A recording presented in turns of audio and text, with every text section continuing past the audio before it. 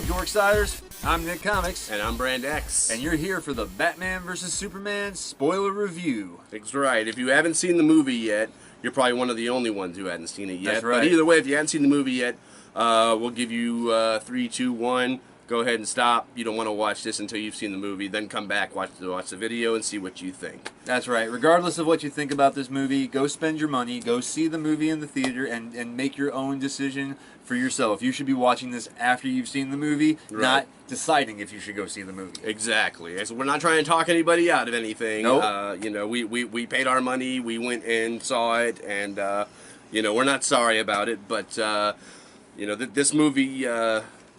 We did really hope it was going to be much better than it was. Well, we'll get into all that as we get through it, but yeah, it dropped the ball in a few places. It got kind of sloppy in a few places. Mm-hmm.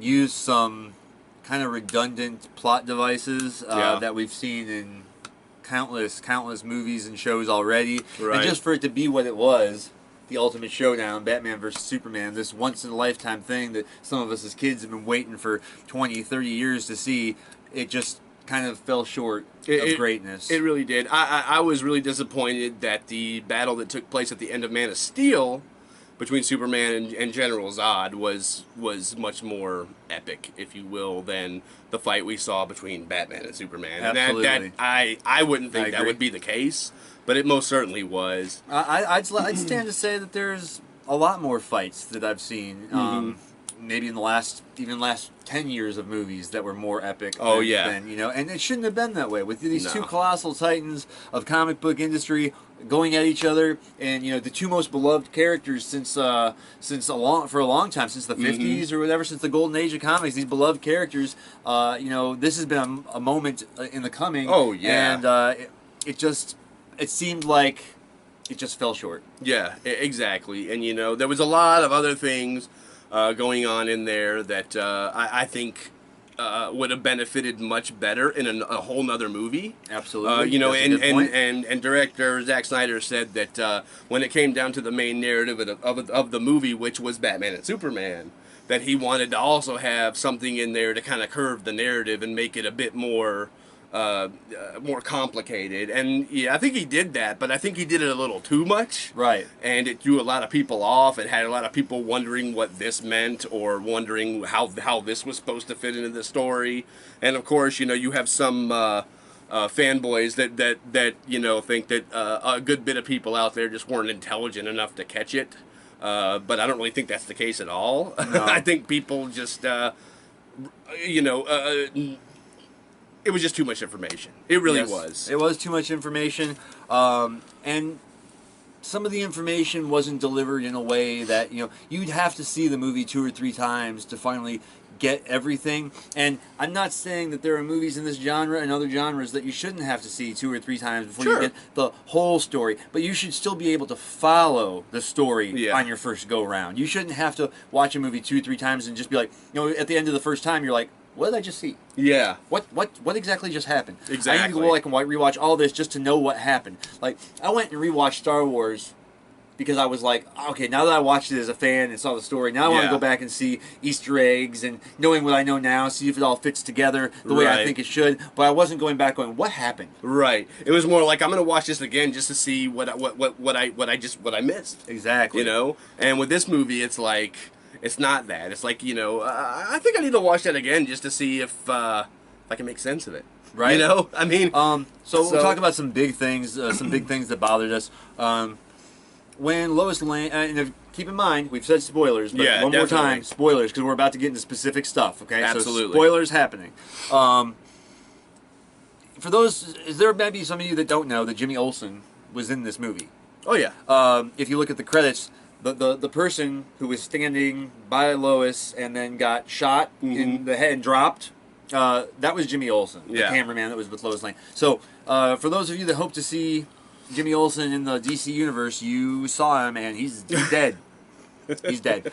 So that was kind of sad. And even though this movie felt, with the characters and everything, it felt like Man of Steel 2. Oh, yeah. More than it did Batman versus Superman. Mm-hmm. It still had a tone of a Batman movie. And I don't want a Superman movie, and I don't want a Superman that feels like he's Batman. Yeah. You know. Yeah. I just felt like Superman was too much of a dick. Yeah. You know, and too easily swayed to be a dick. And you know, although you know, when I first heard about Affleck playing Batman, I was a little concerned. But it turns out that you know, he actually rocked it. I mean, he was good. Now, you know, he was playing a more different Batman than we've ever seen. I mean, come on, this Batman was taking lives, man. Well, he was dropping people. Yeah, and he definitely wasn't the Batman that we grew up with. No, no. And you know, he did take a brave stance with Batman, but then we were talking the other day, with as dark as Superman was, you know, to have a Batman that still felt dark in comparison to the Superman we got, you'd have to have a mass murdering Batman, because Superman is dark. Wonder Woman's dark. The thing about the Justice League, in most of the stuff I read as a kid, and still in some of the stuff that we see now, the Justice League, Batman was the dark character. Yes. He was the darkest of them all. He was the one who was always negative. He was the one who always was like, oh, you know, you guys are going to turn, and I'm going to be the one to stop you, whatever. He was just that person. And I feel like, you know, I know we haven't seen The Flash, and I know we haven't seen Cyborg, and I know we haven't seen they're coming. But even Aquaman, now that I see Aquaman's look, and I've seen Man of Steel, it's like they're all going to be dark. Oh yeah. It's like everybody's unhappy that they're a superhero. Yeah. You know, and it's just, oh man, I'm a superhero. It sucks. What a bummer. You know, what a bummer. You know, and I don't know, man. I just really feel like Zack Snyder read Dark Knight Returns, and that's his basis for the DC universe. Right. And we all know that the cool thing about Dark Knight Returns was that it was a different Batman. Yeah. And so you had the Batman and all the other stories that was like, I'm not going to take a life. I'm just good, and I walk he that had line. his code. And then to have Dark Knight Returns come out, it's like, oh, here's a book where Batman's a badass and he doesn't do any of that stuff and whatever. But that doesn't mean that that's the Batman that I want to see in every movie. Oh, that no. just means that was a cool idea and a cool situation to see him that way. But, you know, that's not necessarily the Batman I want to see as a representation of Batman for an extended universe. Well, I mean, you know, it's like, I mean, I would almost want to see any superhero at some point break their code as if like a limit they've been pushed through, where they come back from it. But like to just totally disregard their code is something completely different. Well, and now I have to say, Batman as a character, where does he have to come back from? Right. Because he's already started there. So it's not like he started off as a guy who wouldn't do it and then got pushed over and then it's his redemption. It's like here we've seen him start out as a character that, you know, that's just how he operates. Right. You know what I mean? That's how he operates. That's how he does business. And you know, I understand, like, you know, they're calling this thing the Snyderverse because, you know, they said, just in stuff I'd read prior to seeing this movie, they said that this movie is pretty much going to be setting up, you know, a row of movies that are going to be coming out within the next decade. Okay, if they're all coming out within, like, the next 10 years, do you really have to lay the groundwork for them in one movie? Like, you know, that was some of the lazy things in it, you know, like, you know, I understand, you know, like Batman, you know, steals files and stuff from Lex Luthor. It's like, but come on. We find out about the rest of the Justice League through fucking email. Like, yeah, that he stole from Lex Luthor, and apparently Lex Luthor is the one that gave them all their logos and their names or something. Exactly. It's just, it seemed kind of silly, because they were all in like the same kind of style graphic and stuff, so it's almost like he created all of them. It wasn't really explained whether, you know, he did that or not, but it felt like he did. And you know, and that's another thing. Like, dude, nothing against Jesse Eisenberg as a person. For all I know, if I met him on the fucking street tomorrow, he could be a great guy. Nothing against him personally, but how, like, you know, I've heard rumors that Bryan Cranston was up for being Lex Luthor, and a lot of people have said, like, well, you know, it's him as the young Lex Luthor and all this shit. It's like, dude, I'm sorry. Like, Eisenberg is Lex Luthor, dude. You know, it just didn't work for me. I have a question about that too. It's like, so you have this completely dark universe, right? Where everybody's angry and upset and sad and conflicted. And then the only character that ends up not coming out of the movie feeling that way is the villain. Yeah. And then if you really look at it, from his anger to the way he moves and the way he portrays himself, the way he's portrayed, Batman was more of a villain in this movie than Lex Luthor was. Yes, yes, he was, and like whereas even in like going back to like the Christopher Reeve Superman movies, okay, even in like Smallville, and even in the comics, dude, like Lex is this smooth. He's collected. He's not fucking worried about anything. He's a little nuts, but for the most part, he's a smooth guy who like has these slick plans that he's thought out, and like. Dude, Jesse Eisenberg pretty much came across to me as like a narcissistic fucking motor mouth with bad fucking jokes. Yeah, like the worst parts. I'm sorry. The worst parts of the Riddler and the Joker. Yeah, you know what I mean? exactly. Like, it was just campy. Exactly, and I understand. We had this discussion about the Suicide Squad movie. Well, it's like we understand that you want actors to put their own stamp on characters, but I don't know. It just wasn't Lex Luthor to me. He did not fit into the cinematic landscape that was portrayed. I can't say that if he did fit a little bit better, if I would have liked the movie more. Right. But he definitely stuck out like he did not fit in that world. Right. And like I said, and then if we're talking about stuff that didn't need to be in the movie could have been a couple of movies. Tacking on the death of Superman at the end of the movie just seems so pointless and so forced, and it just didn't need to happen. Like, Doomsday could have come back later and fought Superman, and that could have happened, but this just seemed like one more thing in a movie that's already too full that got tacked on to the end. Exactly. And as I said before, that could have been a whole nother movie. Yeah, the death of Superman could have been a whole nother movie.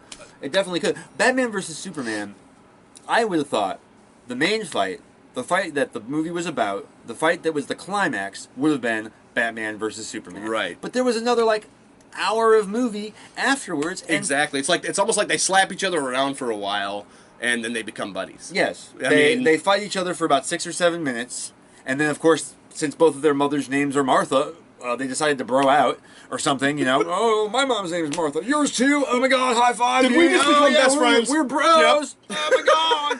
I mean, fuck that, dude. That should have been the fucking pinnacle of the movie, and if Wonder Woman should have stepped in at all, she should have stepped in at the end trying to stop them from killing each other, right. And then that could have formed the Justice League. But having them have to fight Doomsday was just thrown in there, and I'm sorry, I don't think he looked very good.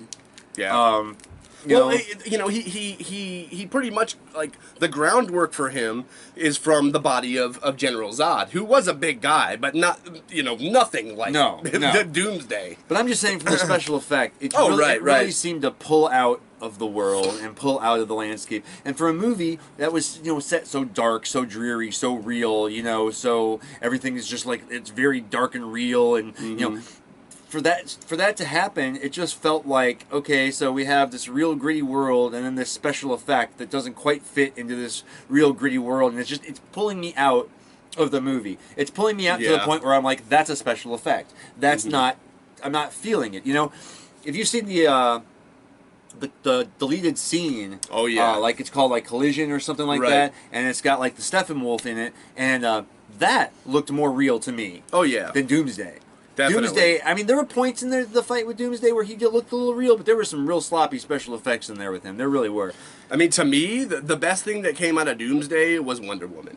Because for me, my favorite part of this movie really was Affleck and Gal Gadot. Mm-hmm. Gal Gadot fucking hammered it. For it to be the first time we see Wonder Woman on a big screen, I couldn't have asked for a better performance. I mean, there's that one part in particular where Doomsday just lays into her, and she literally flies back like a block. And then when the smoke clears, she looks up at him and smiles and goes right back at his ass. And great. And there's something that she said I've killed bigger monsters than you or whatever. And it's oh my God, are we gonna get to see in the Wonder Woman movie? Are we gonna get to see her fighting Hades and all the other gods? Right, and stuff? right. I mean, how awesome would that be? But back to the movie at hand, it's just I don't know, man. Gal Gadot was great, but I think that she was underused in the movie. The main female lead of the movie was Lois Lane, who was completely helpless for most of the movie. Right. She was the damsel in distress for most of it, and come save me or whatever. And I thought that was a little, I don't know, just in the bathtub scene with her, it was just why are we doing this? Why is this happening right now? I don't understand it.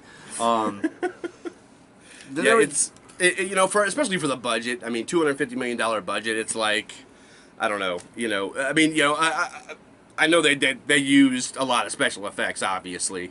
But, you know, it's just, and I know this is a very unpopular statement with a lot of people, but, and speaking for myself and Nick, we're both fans of Marvel and DC. Mm-hmm. This isn't a one-sided argument. Like, a lot of the Marvel stuff that has come out has been great, and I'm so glad. But at the same time, I want the DC stuff to do well. I want to see these characters portrayed in a fucking cool way. Like, I'm not one-sided. Like, and it just, I don't know. It really just hurt my feelings more than anything watching this movie. Yeah, it did. I'm open to a good story. I'm open to a good movie, and I want to be a fan. It's like, so you have the characters, you have the licenses, you have the movie studio, you have the effects, actors. You have the just a more coherent story that doesn't feel forced, that doesn't have like 9 stories that's trying to tell at once, and it doesn't ever tell any of them really very well. Right. And some plot points that don't feel like they're contrived, or I've got your mother and you better go fight Batman or I'm gonna kill you. Just be more, For people that said, there are some people that said that well, you just didn't get the movie. It's like, no, I wish the movie had some more intelligent parts. Right. Exactly. There were points where I felt like it kind of insulted my intelligence a little bit, where it's just like, it just threw some plot points at me where I was like, man, I expected better. I don't know. Sometimes I started to think like maybe they're making this movie from the point of view of people who maybe like new generation people who maybe don't really know much about the backstory, to where they could come into this movie and not be completely lost and be like, dude, I don't know why any of this happened. True, but that's not it. That's not what I felt. You changed the dynamics of the characters were changed so much that it wasn't about the story being told of their origin to figure out who they were. It was the story of their origin, bringing them to a place where they were completely different than how they'd always been, and that's fine to a degree. Right. But I want them to have artistic freedom and license to do some things or whatever. But I guess as a movie watcher, make sure it works, because you try things and sometimes they don't work, and that is what happens when you try something and it doesn't work. People get upset. You can't try bold things and then have people be like, well, why didn't everybody like it? Well, you tried something different that they weren't used to, and some of them didn't like it. That is how it's going to be. You're not going to take something that's existed for so long and change parts of it and make everybody happy. It doesn't work that way. No, it doesn't. Matter of fact, it's like not too long before we went and saw the movie, I had read in an article about Batman vs. Superman that in like 2007, 2008, there was a Justice League movie that had already made it all the way up to the casting that George Miller was going to direct. And George Miller, if you're not familiar with him, he wrote and directed all the Mad Max movies. And they had made it all the way up to the casting, basically pre-production. And then the Writers Guild strike happened and the movie got shelved. After I saw this movie, I was really like, wow, I wish that the George Miller one would have happened. But and dude, whatever. I'm not sitting here saying like, oh my God, we saw Batman vs Superman. It was the worst thing I ever saw. Right. It's not. But it's like, like I said, as somebody who's a fan of both Marvel and DC, I wanted this movie to be great. That's the same way we feel about Suicide Squad. We so want it to be great. And I'm still holding out that it will be. Right. And time will tell on that one. But I'm not going to let this movie make me decide that I don't think Suicide Squad will be good. No. I think it will. Yeah. But I'm gonna have to give it a 6.25. That's my rating. 6.25. Yeah. I'd say about a 6. Yeah. For me. I am definitely not upset that I saw it. No. If it was playing in somebody's house, I would watch it again. Right. Or whatever, but it is not a movie that I would actively go seek out to see over and over again. Right. There's movies I really like that I don't actively go see over and over again. Sure. So, this one I definitely wouldn't go out of my way to see it over again. But, And also, I really wouldn't go blaming the actors for this. Nope. I mean, and I know that sounds kind of weird considering what we said about Eisenberg, but there again, it's like I said, it was nothing personal. It was just was just the performance. It's up to if the director didn't like that performance, it's up to the director to go up to him and be like, "Look, man, can you dial it back?" Oh, like right, a lot, right, like a lot. But whatever direction he went with as an actor, that director said, "Okay, I approve that." Yeah, give me more. Give me. That's That's right. perfect. Perfect. That we're going to use that. So you can't blame him too much No. because there are people way above his pay grade that said, "Yep, okay." Exactly. So, you can only do so much with what you're given. That's right. And, but I still have hope for the future of the DC universe. Absolutely. I don't think that this is, jaded me in any way towards DC.